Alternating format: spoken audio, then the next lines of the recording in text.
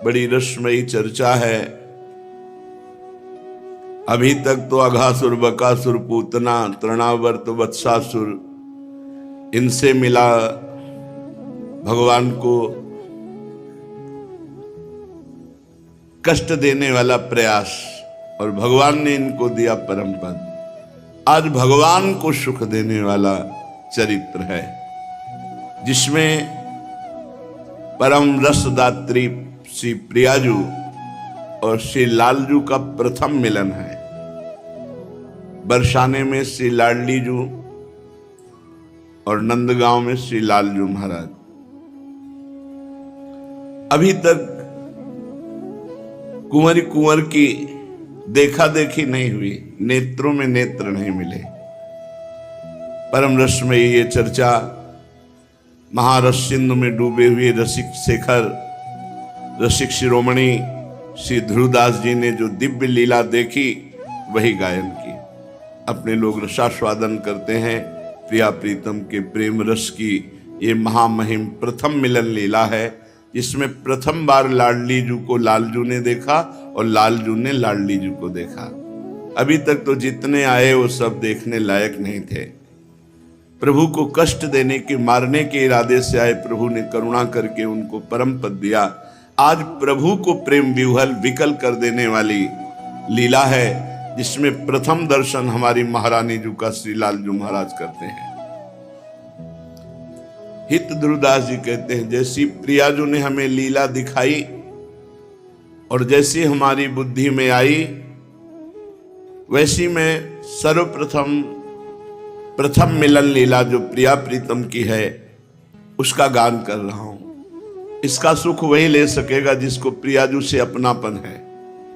जो घोर संसारी विषय भोगों में रत है, उसका हृदय पाषाण की तरह है। वो इस रस का रसास्वादन जब बहुत दिन सत्संग करेगा, जब बहुकाल करी सत्संगा तबई होए सब संशय भंगा। रसिक कृपा से लाडलीजू के प्रति ये भाव आना, हमारे माई श्यामाजू को राज, ये ठसक आना, तब इस रस में उसको रसास्वादन मिलेगा। ब्रज के महीपति श्री नंदराय जी, उनके लाडले श्री लालजू महाराज कुमार अवस्था में हैं, और श्री वृषभानु जी महाराज उनकी लाडली, ये भी कुमार अवस्था में है।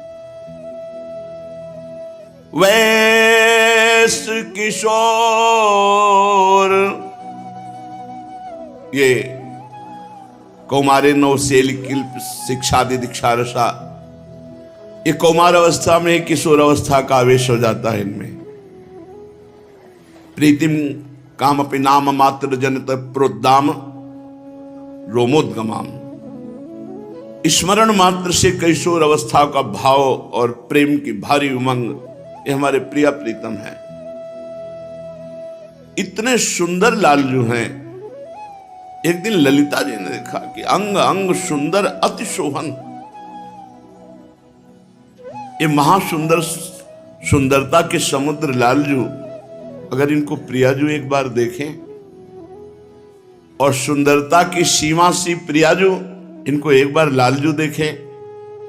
सखियों का जो हेत है वो प्रिया प्रीतम को मिलाना है।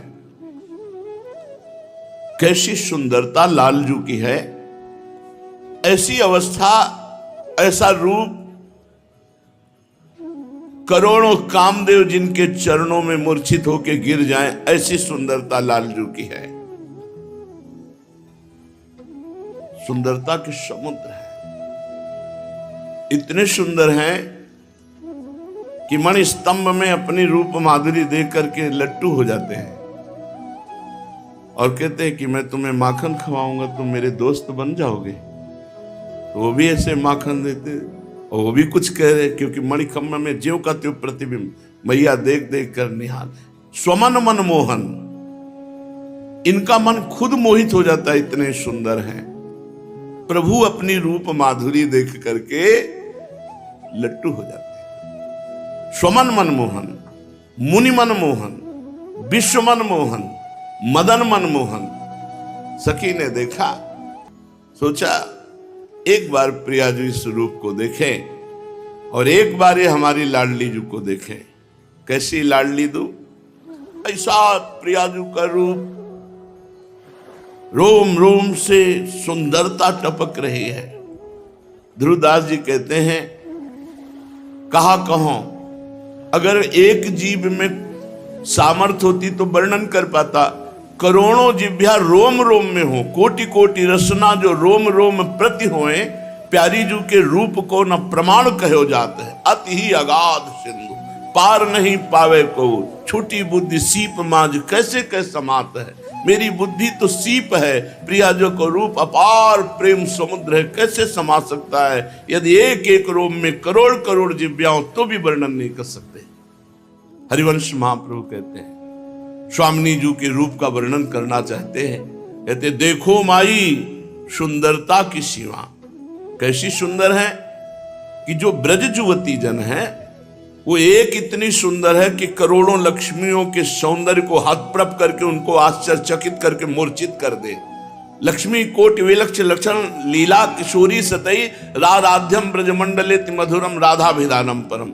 करोड़ करोड़ लक्ष्मियों को आश्चर्यचकित कर देने की सामर्थ्य एक ब्रज युवती में है। और ऐसी ब्रज युवतियों का समूह श्री लाडली जू के रूप को देखकर ग्रीवा झुका लेता है। ब्रजनो तरुणी कदम्ब मुकुटमणि श्यामाज बनी। समस्त ब्रज तरुणियों के समूह की मुकुटमणि हमारी श्यामा जो है। देखो माई सुंदरता की सीमा, ब्रजनो तरुणी कदम्ब नागरी निरखी करत अधग्रीवा। तो ऐसा लगता है महाप्रभु अब रूप का वर्णन करेंगे, पर असमर्थता प्रकट कर दी। पहले ही पंक्ति में जो हित सजनी स्वरूप पास रहते हैं, कहते जो को कोटि कलप लग जीवे, रसना कोटिक पावे, तो रुचिर बदनार बिंद की शोभा कहत नावे। तो बोले कुछ उदाहरण में दे दो कोई किसी लोक की सुंदरी। बोले देवलोक भूलोक रसातल सुनि कवि कुल मति डरिए, सहज माधुरी अंग अंग की कही कासो पट तरिए। बस इतना इशारा बता देते हैं कि जिनका प्रताप रूप गुण बल वह सब अद्भुत अद्वितीय वेद नेति नेति कहते हैं, वो प्रभु क्रीड़ा मृग की तरह हमारी स्वामिनी जी के अधीन है।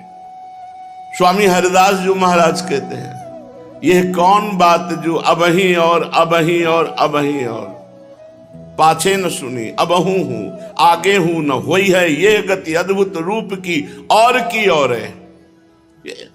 देव नारी नाग नारी और नारी ते न होई हूं और की और है। ये जो प्यारी जू का रूप श्री ललिता जू ने सोचा एक बार लाल जू देखे, और लाल जू का रूप एक बार प्यारी जू देखे। कोई भी सुंदरी ऐसी नहीं जो प्रिया जू को देखकर लुभायमान ना हो जाए। जिधर प्यारी जू देखती छवि की वर्षा हो जाती है। कुंजन के आंगन में जहां जहां पग धरे छवि के बिछौना से बिछाए तहां जाता है। कैसे कोई प्यारी जू की महिमा का वर्णन करे। ध्रुवदास जी कह रहे हैं, विश्व सुंदरियों में, अनंत ब्रह्मांडों में अगर देखा जाए तो इनके नाम लिए जाते हैं। कामदेव की पत्नी रति, भगवान नारायण की प्रिया लक्ष्मी जी, इनको नो रति कमला। और फिर कुछ अप्सराएं हैं जैसे उर्वशी जी, बेजोड़ सुंदरी हैं। प्रिया जी का ऐसा रूप, इस रूप की जो आराधना करे वो भी रूप राशि हो जाएगा। बड़ा सुंदर स्वभाव, बड़ा सुंदर वपु, बड़ा सुंदर आकर्षण पैदा हो जाएगा। क्योंकि सबका आकर्षण करने वाले कृष्ण के भी चित्त को आकर्षित करके अधीन करने वाली प्रिया जो है श्री ललिता जू नंदगांव और बरसाने के बीच में एक सरोवर भी है और वट भी है, उसे संकेत वट कहते हैं। बड़ा रमणीय सरोवर जिसका नाम प्रेम सरोवर है।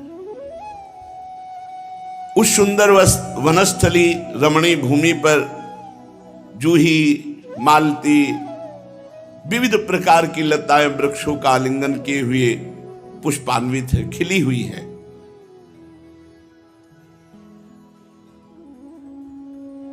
ललिता जी ने विचार किया इन दोनों को मिलाने के लिए यही स्थान परम उत्तम रहेगा। श्री लालजू के समीप जाती है।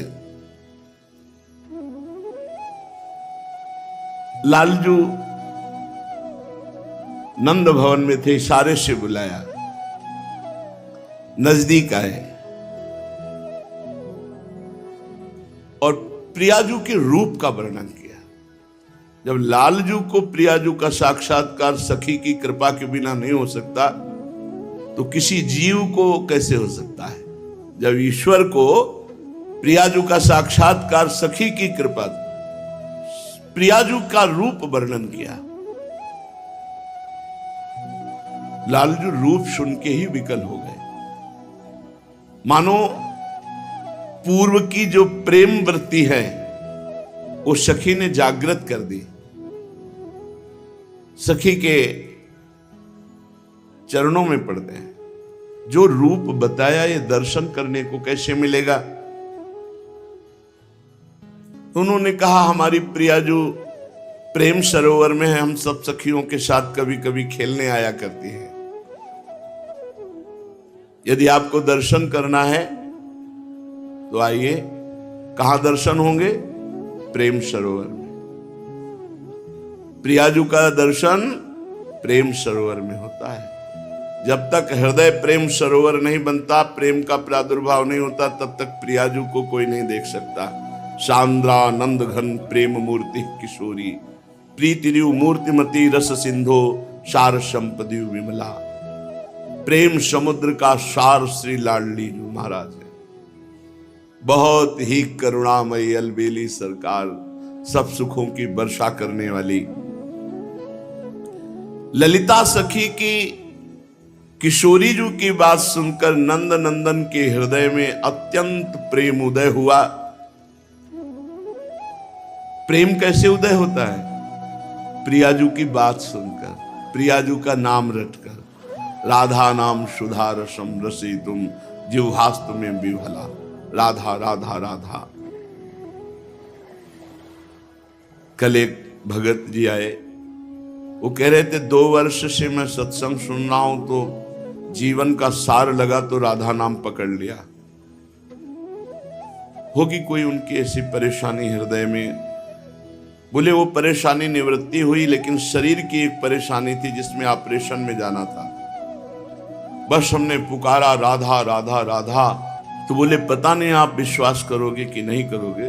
उन्होंने कहा मुझे ऑपरेशन थिएटर में श्री कृष्ण बंसी लिए खड़े दिखाई दिए। हम कहा मुझे कोई संशय नहीं, क्योंकि राधा नाम की ऐसी महिमा ही है कि राधा नाम गायक के पीछे पीछे ठाकुर जी रहते हैं। ये सिद्ध हमारे रस ग्रंथों में लिखी हुई बात है।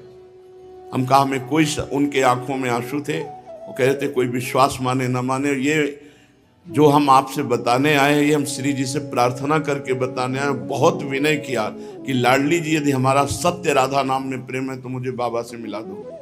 तो मुझे 2 दिन में ऐसी व्यवस्था की मिली, और मैं ये केवल बताना चाहता हूं कि कितनी अपार कृपा राधा नाम की हमारे ऊपर है। नंद नंदन के हृदय में प्रेम उमगा। प्रेम समुद्र भगवान है और प्रेम समुद्र का सार है लाडली जी, और शिथिल हो गए। अब तो बस कैसे रूप दर्शन हो जो मैंने सुना है। प्रीतम के मन में उल्लास हुआ कि नवल किशोरी का किस प्रकार से दर्शन हो। अब वो उपाय करने लगे। जिस दिन से प्रियाजू की बात सुनी, उन्हें किसी से बात करना अच्छा नहीं लगता। पहले तो खेलना हंसना, अब तो कुछ अच्छा नहीं लगता। बस एक ही बात है, कुंवर किशोरी जी को कैसे देखूं। यही है कुंवर किशोरी जी के देखने का उपाय। ना काहो सो बोले वो, ना कोई व्यवहार, बस उदासीन चित्तवृत्ति निरंतर प्रियाजू के चरणारविंद नाम का चिंतन करते हुए उन्हीं में। अब तो किसी से कोई बात करना अच्छा नहीं लगता। नित्य प्रति अब एक ही नियमावली रह गई, बरसाने की तरफ जाना और देखते रहना। बस उसी संकेतवत प्रेम सरोवर में बैठे रहना, कब आएंगी प्रियाजू। सखी ने कहा था वो खेलने आती हैं। एक दिन मन में ठान लिया कि जब तक प्रियाजू के दर्शन नहीं होंगे अब मैं यहां से नहीं जाऊंगा, और सघन कुंज में छुप के बैठ गए। उधर भारी कौतूहल, सहस्त्रों सखियां गान करती हुई और मध्य में महारानी जी। बड़ी अद्भुत छवि, कोटि चंद्रमाओं की कांति को भी हे करने वाली प्रियाजू का मुखारविंद, गौर वरण गौरांगी, अनंत बिजलियों की कांति, पीतारुण छयम अनंत तडिल लताभाम, अनंत बिजलियों की सी कांति, और प्रियाजू के प्रतिबिंब स्वरूप ही समस्त सखियां। लाल जो छुपे हुए सघन कुंज में बैठे बरसाने की तरफ ही देख रहे थे कि गान सुनाई दिया। खड़े हो गए और वहां देखा समस्त ब्रज युवतियों के बीच में हल्की झलक मिली महारानी जी की। बड़ी विलक्षण छवि श्री स्वामिनी जी की। ऐसा लगता था कोटि कोटि चंद्रमा एक साथ उदय हो गए हों। नवल किशोरियों के मध्य में अनुपम रूप लावण्यमयी हमारी प्रियाजू तन्मय हो गए नंदनंदन। पर भर नेत्र देख नहीं पा रहे क्योंकि शास्त्रों सहचरियां हैं, चल रही, कभी उनकी सहचरी की आड़ हो जाती है। बड़े व्याकुल हुए कि भर नेत्र देखने को मिले। प्रियाजू अद्भुत गौरवर्ण और नीलांबर नील वर्ण की साड़ी धारण किए हुए हैं। उज्जवल शुभ्र मोतियों से केश पास, अद्भुत मल्ली आदि पुष्पों से बेणी गुथी हुई है। अतिशय विशाल, उज्जवल, अरुण, अनियारे, कजरारे, सलज नेत्र है। चंचल, चपल, अरुण, अनियारे, अग्रभाग वन्यवंजन, नयनन परवारों कोटिक खंजन। रुचिर, मनोहर, वक्र बिलोकन, सुरत समरदल गंजन। जैसे हित हरिवंश कहत न बने छवि, सुख समुद्र मनोरंजन। सुख समुद्र प्रभु के मन को आनंद मोद प्रदान करने वाले लाडली जी के नेत्र। खंजन मीन मृगज मद मेटत, कहा कहो नैनन की बातें। कैसे नेत्रों की बात कहें। न खंजन पक्षी उदाहरण में आता है, न मृग का शावक उदाहरण में आता है, क्योंकि प्यारी जू के प्रेम में चिदानंद में नेत्र ये प्राकृत खंजन और मछली के नेत्र किसी भी तरह उदाहरण में नहीं बैठते। अति विशाल, उज्जवल, अरुणिमा लिए हुए, नुकीले कजरारे अंजन लगे हुए, बड़े ही मनोमोहक नेत्र प्यारी जू के, नील साड़ी धारण किए हुए, कसुम्भी रंग की कंचुकी धारण किए हुए, सुंदर वेणी। अभी कुमार और किशोर अवस्था के बीच की अवस्था है। अद्भुत रूप स्वामिनी जी का, अभी पूर्ण किशोर भी नहीं हुए हैं। केश राशि बहुत सुंदर ढंग से सखियों ने सजाया है केश पास को, मानो फणधारी सांप विराजमान हो ऐसे। चिकुर चंद्रिकन बीच अर्धविद मानो ग्रसित फनी, फनी में फणधारी ऐसे केश पास, और ऊपर से चंद्रिका। श्याम वर्ण की बेंदी, गोरे भाल पर कस्तूरी की श्याम वर्ण की बेंदी, और सुंदर पत्रावली की गई है। बड़ा ही सुंदर स्वरूप प्यारी जू का। नासिका के अग्रभाग पर सुंदर मोती एक बुलाक और बेशर धारण किए हुए, छवि को भी लज्जित करने वाली छवि प्यारी जू की है। और मंद मंद मुस्कुराती हुई सखियों की तरफ देखकर कुछ बात कर रही है।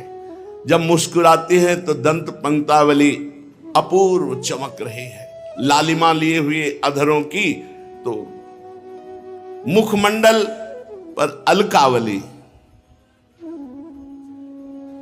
और मंद मंद मुस्कुराती हुई भ्रकुट संचालन करती हुई महारानी जो पधार रही है।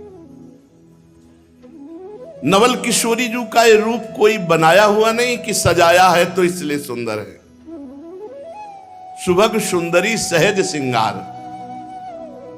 सही पूछो तो श्री जी के श्रीअंग की शोभा को छिपाने के लिए श्रृंगार किया जाता है। छवि को छिपाइबे को, रस को बढ़ाइबे को ध्रुवदास जी ने वर्णन किया है।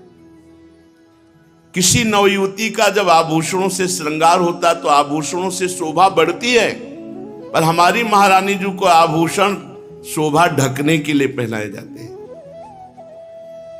सहज रूप सुंदरी प्यारी जो है, सुभग सुंदरी सहज सिंगार, सहज शोभा सर्वांग प्रति, सहज रूप वृषभानुनंदिनी, सहजानंद कदम्बिनी, सहज विपिन वर उदित चंदनी।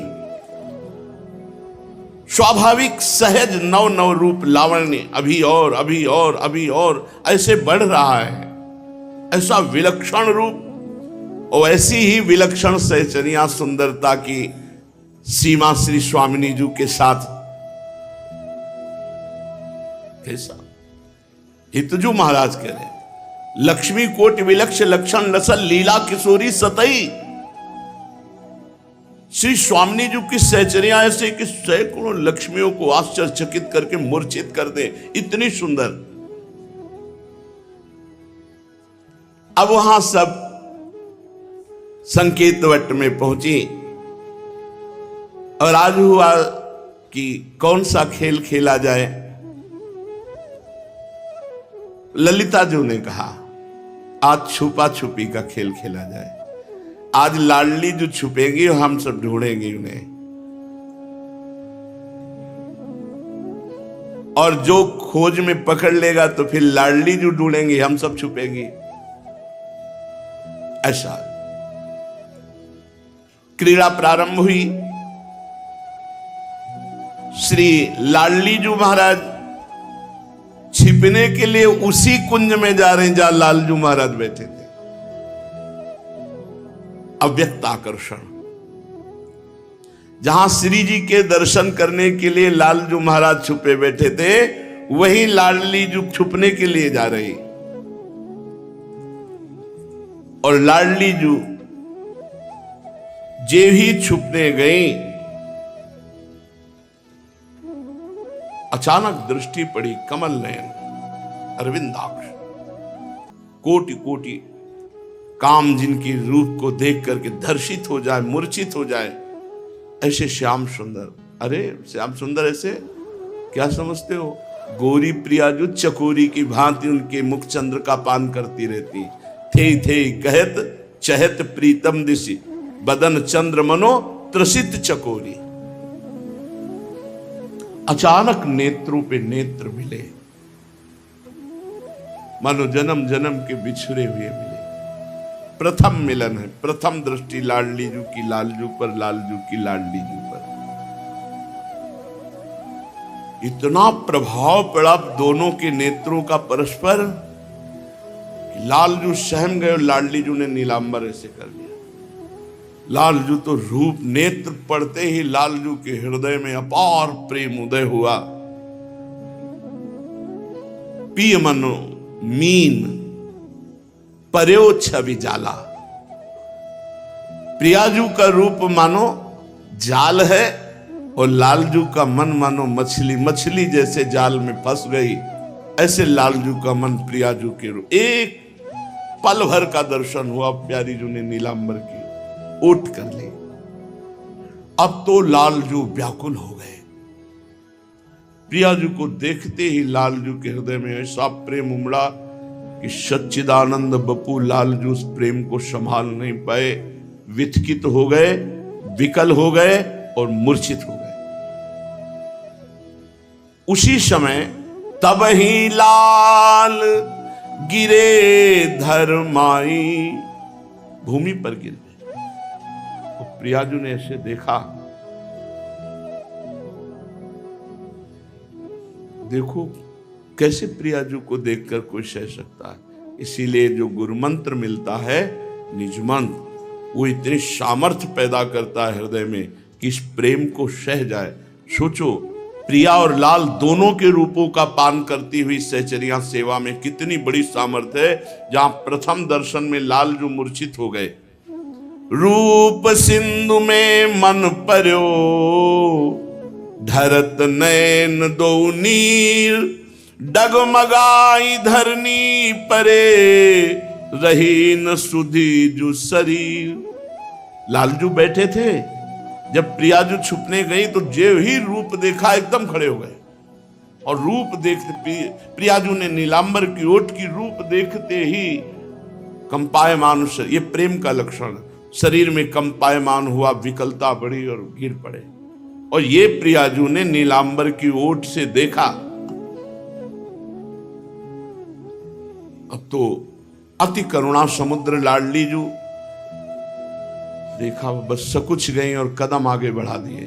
पर पिय को मन आपुन हरि लीनो, अपनो चित प्रीतम को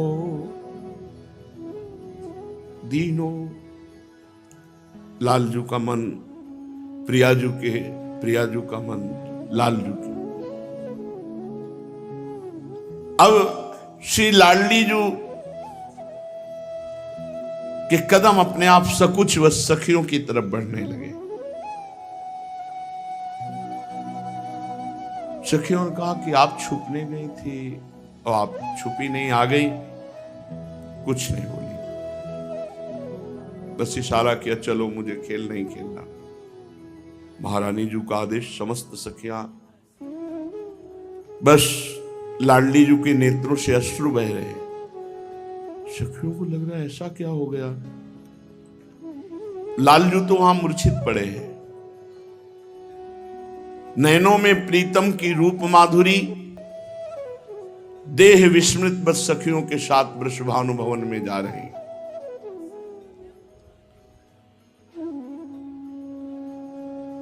थोड़ी थोड़ी देर में पीछे मुड़ करके उस दिशा की तरफ देख लेती जिधर श्री लालजू महाराज थे। प्रीतम के आश्चर्यमय रूप,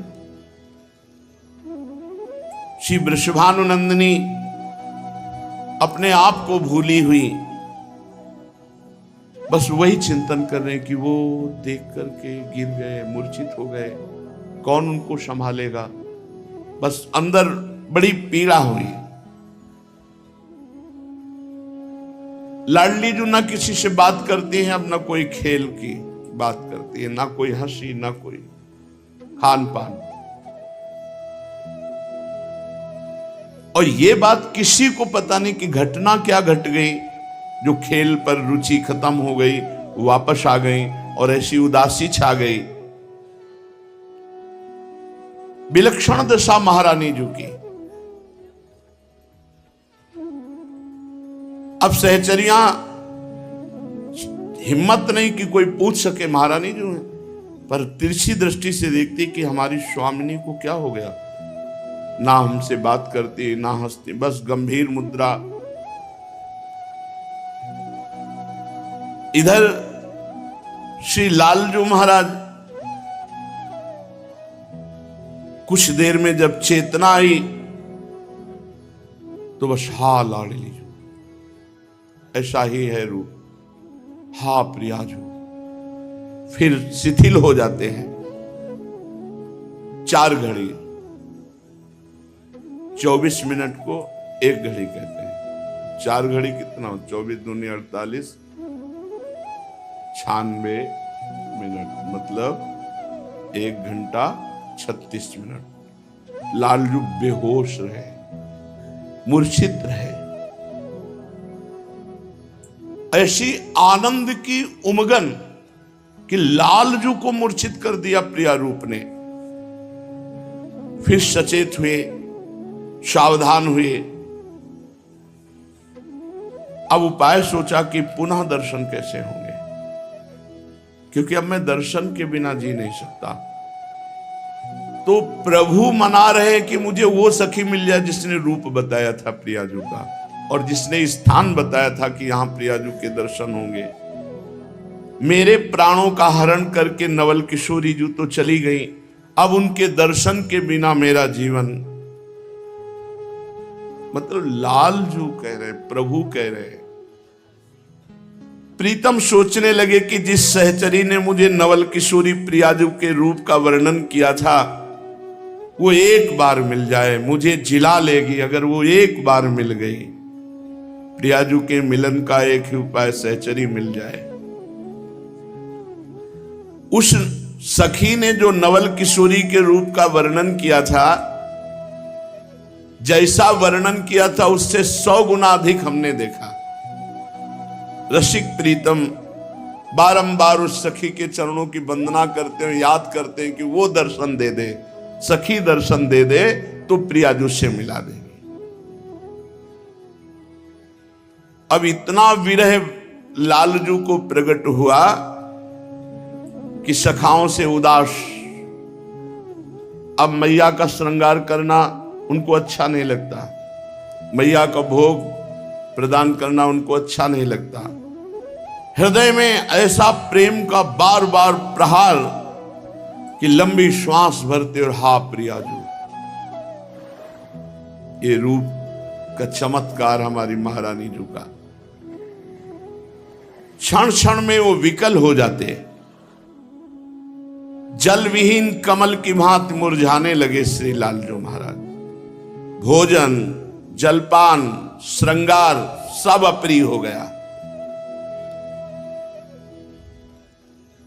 तभी कहा है नहीं खान पान ते भावे है, नहीं कोमल वसन सुहावे है, सब विषय लगे ते खारा है, हरि आशिक का मग्नारा। फिर प्रियाजू का प्रेम, खान पान सुख चाहत अपने, तिनको प्रेम छुअत नहीं सपने। उनके हृदय में केवल एक ही बात है, नवल किशोरी प्रियाजू का दर्शन हो जाए तो प्राण बच जाए। शरीर कृश होने लगा, बरसाने की तरफ देखकर बरसा सुप्रवाह करना, खड़े खड़े पूरा दिन व्यतीत हो जाना, न खाना न पीना न सखाओं के साथ खेलना, नेत्रों से निरंतर अश्रु जल प्रवाहित हो रहा है। यहां तक कि पीतांबर आदि भी गीले हो जाते थे अश्रु प्रवाह से। ढरी ढरी मुक्ता से परत रहे भींज तन चीर। अब जैसे मैया मोर मुकुट धारण कराती थी, नहीं हमें मोर मुकुट धारण करना अच्छा नहीं लगता, सुगंधित अंगराग वस्त्र ये सब अच्छे नहीं लगते। वैजंती माला धार रुचे नौर वैजंती माला नहीं, शीतल मंद सुगंध ऐसे वायु लगती मानो ज्वाला भरी अग्नि भरी हो प्रियाजू के विरह में। अब तो ना पीतांबर धारण करना अच्छा लगता है, ना पटुका, बंसी बजाना भी भूल गए। बरसाने की तरफ से जो वायु आती वैसे करके थोड़ा हृदय में शीतलता मिलती। बरसाने की रज लेकर वायु आती तो लालजू के हृदय की विरहाग्नि को थोड़ा सा, मेरी प्रियाजू की स्पर्श करती हुई ये वायु आई, मेरे प्रियाजू की चरण रज लेकर के ये वायु आई है। नेत्र तो बस प्रिया रूप में और मन प्रियाजू के पास, मन और नैन कुंवर के पासा, देह रही मिलबे की आशा। अब तो एक क्षण भी कल नहीं पड़ रहा, तन मन दोनों जहां प्रिया अनुराग में रंगे हुए हैं। ये तो प्रेमानुभूति है, ये वाणी से कैसे वर्णन करे। ये अनुभवगम्य है, प्रेम है। अनुभव स्वरूपम प्रतिक्षण वर्धमानम सूक्ष्मतरम, सूक्ष्म से सूक्ष्म बात प्रेम की। अनुभव जिसके हृदय में प्रेम नहीं हो क्या जाने। प्रीति रीति अति कठिन है, कहे न समझे कोई, प्रेम बान जही उर लगे निस दिन जाने सोई। इधर तो लालजू की दशा, उधर किशोरी जू की दशा क्या है। लालजू महाराज जैसी स्थिति में ऐसी स्थिति प्रियाजू की भी है। प्यारी जू के नेत्रों की चंचलता पता नहीं कहां गई उस दिन से। बस गंभीर अर्ध खुले नेत्र और शुभ प्रवाह, बस महल से वही वट संकेत की तरफ देखती रही। बार बार ये याद आती कि वो मूर्छित होके गिर गए थे, उनको कौन संभाला होगा। सहचरियां ये देखकर बड़ी विस्मृत हैं, बड़ी प्रवीण सखियां, लेकिन कोई समझ नहीं पा रहा। उस दिन से मुस्कान चली गई प्रियाजू के मुख से, हंसना खेलना विस्मृत हो गया। सखियां श्रृंगार करती मना कर देती हैं, श्रृंगार करना अच्छा नहीं लगता। भूल्यो हसीबो खेलिबो, भूल्यो अंग सिंगार, निस दिन रहे या सोच में, रुचत नाही उरहार। सखियां तो सब अकुला गई, ऐसे कैसे होगा? ना खाना न पीना, न खेलना, न हंसना, न बोलना, न श्रृंगार धारण करना। ये स्वामिनी जी की दशा देखकर सखी मंडली बहुत उदास हो गई, व्याकुल हो गई, चिंतित हो गई।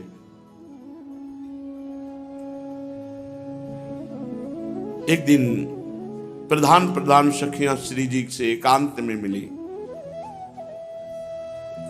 और कहा, प्यारी जू अच्छा नहीं लग रहा, चलो वहीं वट संकेत चलते हैं, वहीं खेलते हैं चल करके। प्रियाजू ने, नाम मत लो वट संकेत, नहीं हमें नहीं खेलना है, उधर नहीं जाना है। कहा, ये तो प्रिय स्थान है प्रियाजू का, रोज खेलने के लिए उत्साहित होती थी, कहने भर की देर होती थी, चल वहां के लिए क्यों मना कर रही? प्रियाजू को इस समय कुछ अच्छा नहीं लग रहा, बस वही कसक करुणा में है ना कि मुझे देखकर मूर्छित हो गए, उनको किसने संभाला होगा। अवर्णनीय प्रेम, प्रीतम के प्रति अवर्णनीय प्रीति और एकांत। जब सखियों ने कहा और एकांत हो गई। प्रियाजू बार बार अपने मन को प्रेम समुद्र से निकालना चाहती, पर वो बार बार उसी में डूब जाता है। सखियां एक एक दृष्टि रख रही। प्रियाजू आंगन में खड़ी होकर के अपने चरणों के नख से धरती को रोद रही है। ये